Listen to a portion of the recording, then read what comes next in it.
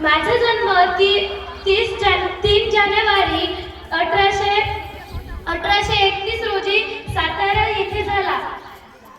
भारतभर माझा जन्म बालिका दिन म्हणून साजरा केला जातो. माझे लग्न अवघ्या 9व्या वर्षी झाले.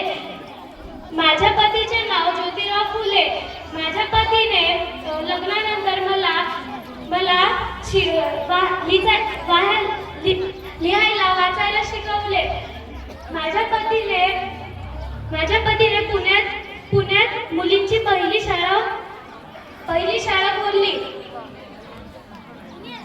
मुलींना त्या काळात मुलींना शिक्षणाविरुद्ध विरोध होता. लोक मुलींना शाळेत पाठवत नव्हते. परंतु माझ्या पतीने मुलींना शिक्षित व्हाव्यात, समाजात पुरुषांप्रमाणे त्यांना मानाचे स्थान मिळावे, त्यासाठी स्त्री शिक्षण सुरू केले.